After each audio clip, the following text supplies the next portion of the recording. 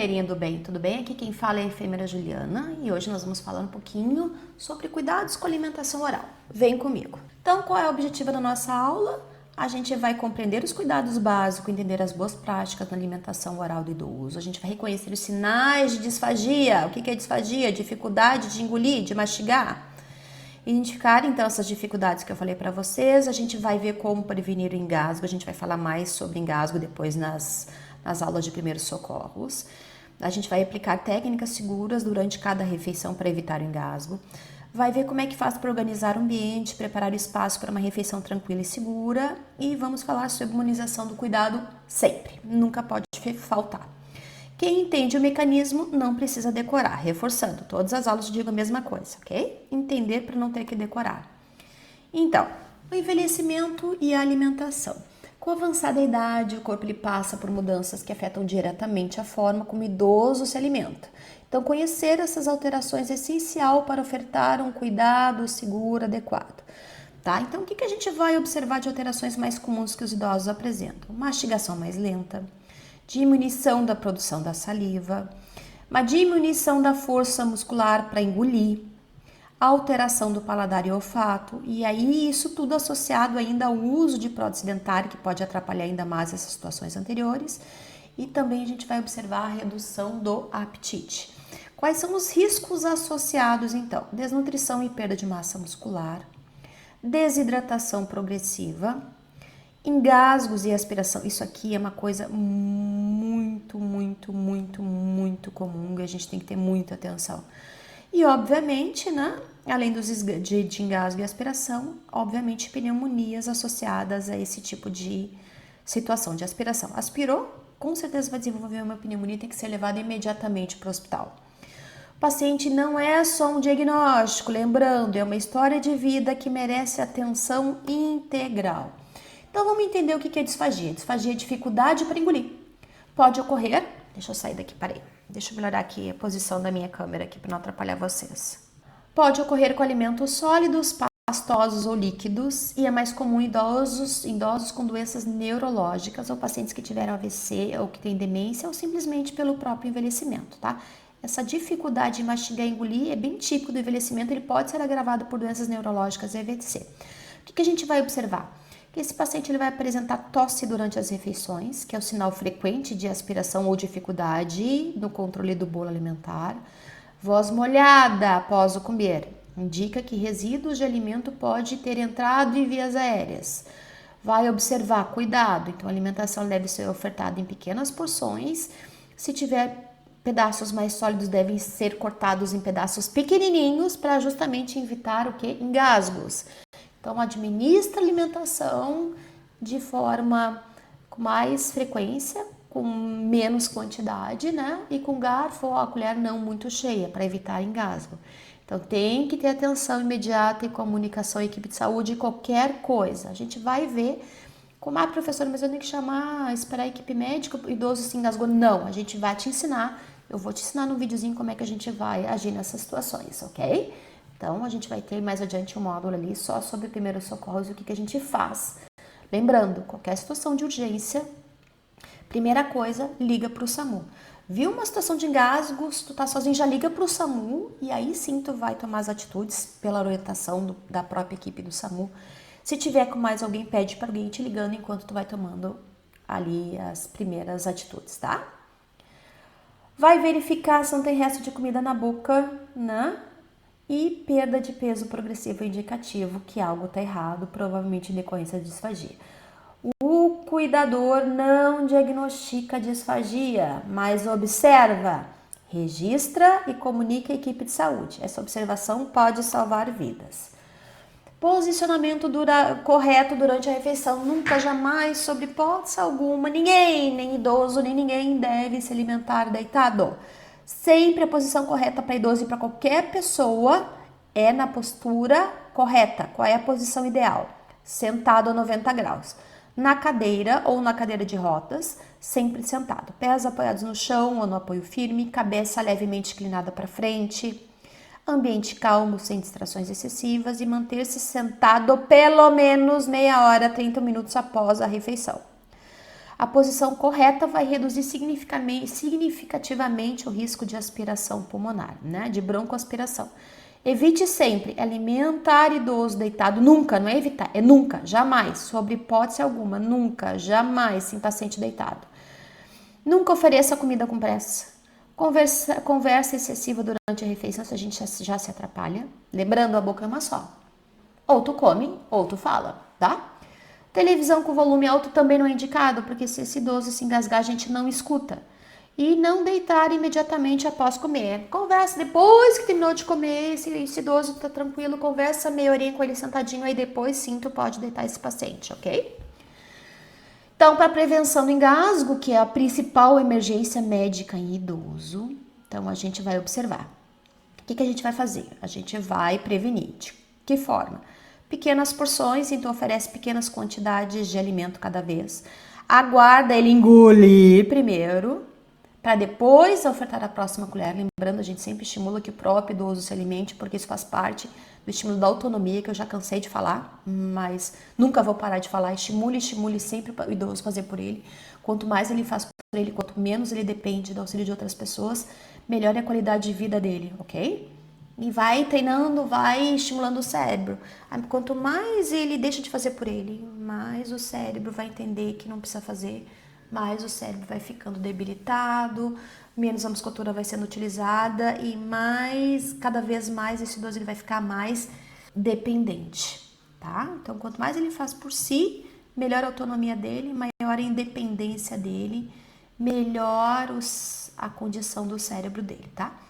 Lembrando, quanto mais o idoso faz por ele, melhor a autonomia dele, mais o cérebro dele continua sendo treinado. Quanto menos ele faz, menos o cérebro se programa para fazer, maior é a debilidade desse paciente, ok? Vai respeitar o ritmo, cada idoso tem o seu tempo, estimule a mastigação lenta, observe sempre se ele engoliu. A consistência deve ser adequada, use texturas indicadas pela equipe de saúde, normalmente de pastosa a sólida. E se for sólida, tipo pedaço de carne, mais macio e um tamanhozinho menor, extremamente importante. Em casos de engasgo persistente, esse idoso vem engasgando com frequência, interrompa imediatamente a alimentação, mantenha calma. Agente nervoso libera cortisol e a gente não consegue pensar direito. A gente só pensa direito quando a adrenalina não caiu na corrente sanguínea. A partir do momento que eu ficar nervosa, que a minha adrenalina cair na minha corrente sanguínea, meu corpo se prepara para outras coisas, para tudo, para ação, para reação, menos para pensar. Então, se tu quer pensar direito, se tu quer decidir o que tu vai fazer, te mantenha calma, respira, tá? Posiciona o idoso corretamente e procura a ajuda da equipe de saúde. Consistência do alimento, tá? Então, nem todo idoso consegue consumir os alimentos com a mesma forma, a consistência adequada é extremamente importante. Então, observe dietas pastosas, purê, mingau, creme, iogurte, indicado quando há dificuldade significativa na mastigação e na deglutição. Aí eu tenho a consistência normal, que é quando a mastigação e a deglutição estão preservadas.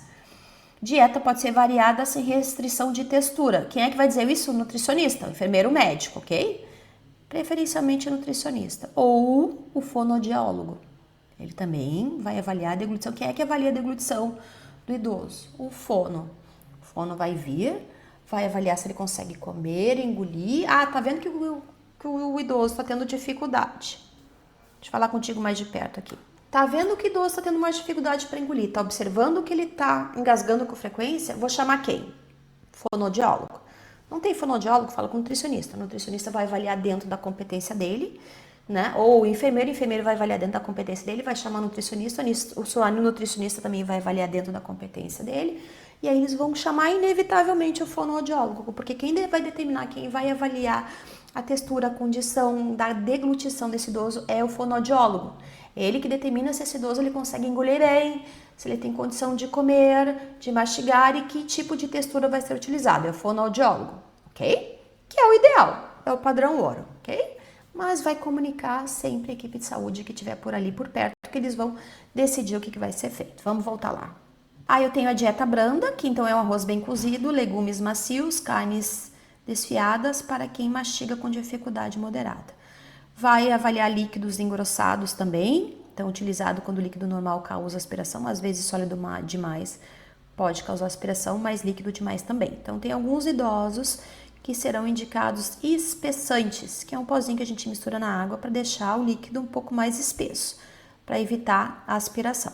Cada paciente é único, a consistência deve ser individualizada e avaliada regularmente.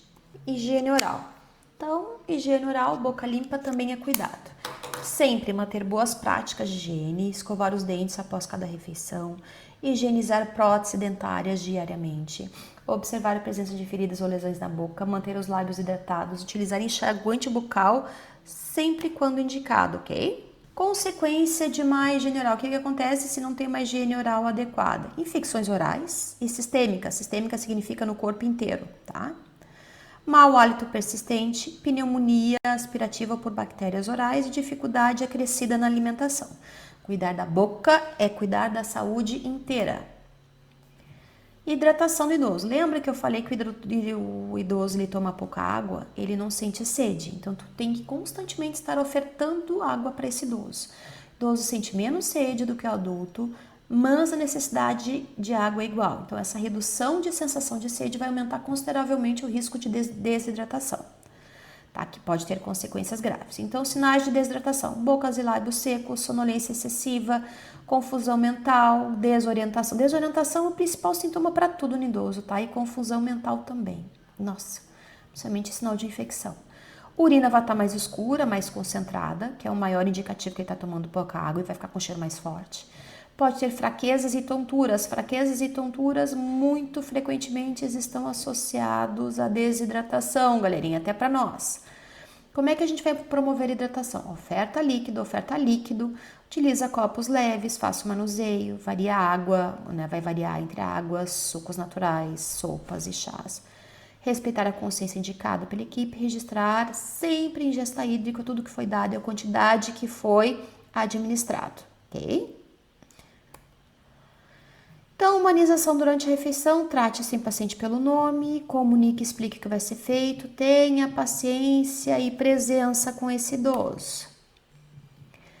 Então, sinais de alerta aqui, para a gente recapitular: quando comunicar a equipe, engasgos frequentes, recusa de se alimentar, tosse constante, febre após alimentação, pode indicar pneumonia, não logo após alimentação, tá? Isso pode levar 1 dia, 2 até 3 dias.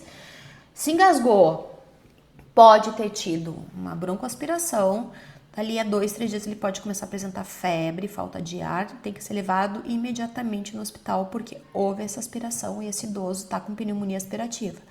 Vai avaliar perda de peso, então emagrecimento visível e não intencional ao longo do tempo, um péssimo indicativo, né? Indicativo que a alimentação não está sendo adequada nem eficiente.